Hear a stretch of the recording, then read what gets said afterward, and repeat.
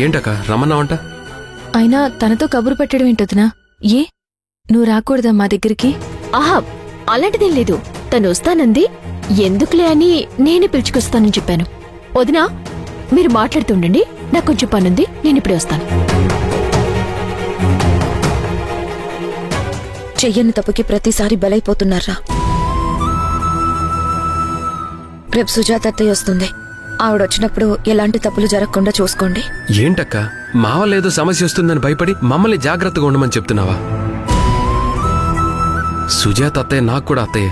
సంబంధం మాట్లాడాలనుకుంటుంది నా చెల్లెలికే. అలాంటప్పుడు మేము సమస్య వచ్చేలా ప్రవర్తిస్తామని నువ్వెందుకు అనుకుంటున్నావు? మీరే సమస్య తీసుకురారా? మీకు తెలియకుండానే సమస్య వస్తుంది.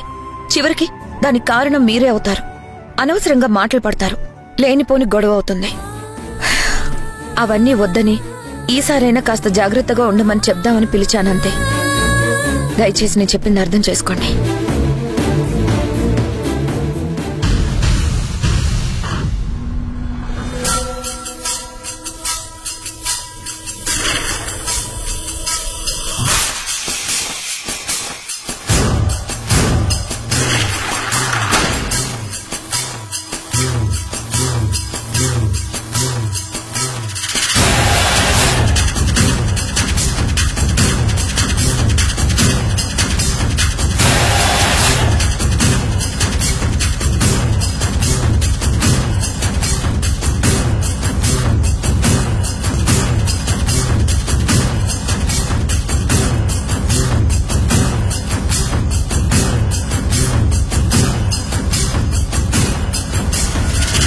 మీ ఇద్దరితో నాకు మాటలు కరువైపోయారా?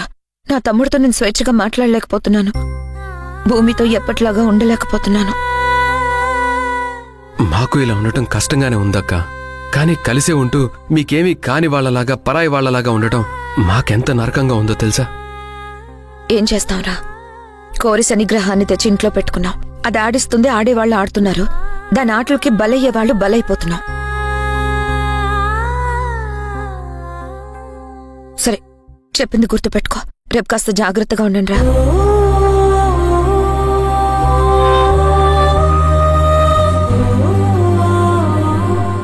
చూసావా భూమి, కనీసం మనసారా అక్కతో 10 నిమిషాలు మాట్లాడే అవకాశం కూడా ఇవ్వట్లేదు. ఈ సమస్యలన్నిటికీ పరిష్కారం శౌర్య పెళ్లి. నువ్వేం బాధపడకు, అన్ని త్వరలోనే సర్దుకుంటాయి. పద వెళ్దాం.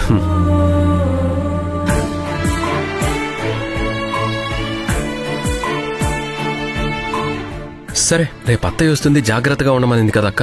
మన జాగ్రత్తలో మనం ఉందాం. వదిన చెప్పింది కూడా నిజమే కదా మాధవా. ఆ అలేకి ఏం ప్లాన్ చేస్తుందో తెలీదు. తన గొడవ పెట్టేసి ఏమీ తెలియనట్టు నటిస్తుంది. బావగారు తన మాటలే నమ్మే పరిస్థితుల్లో ఉన్నారు. కాబట్టి మనం కొంచెం అలర్ట్గా ఉండడం మంచిది. సరే, మళ్ళీ రేపు ఉదయాన్నే లేవాలి కదా. ఈ పాలు తాగి పడుకో. తీసుకో.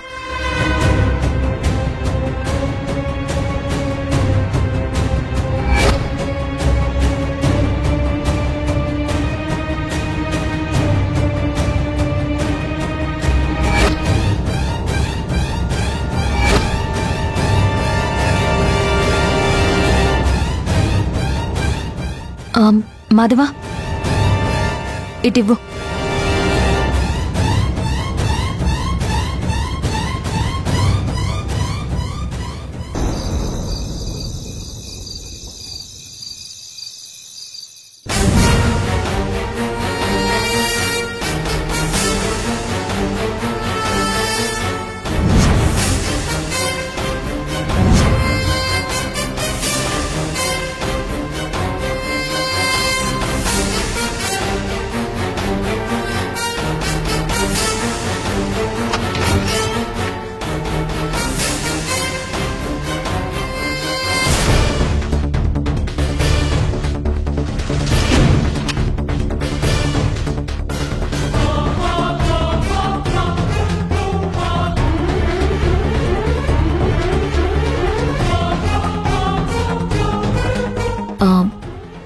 భూమి, భూమి, మాధవా, మాధవ్,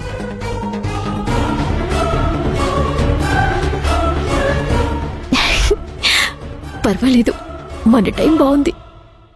అనుకున్నట్టుగానే ఇద్దరు కోమాలో ఉన్నారు.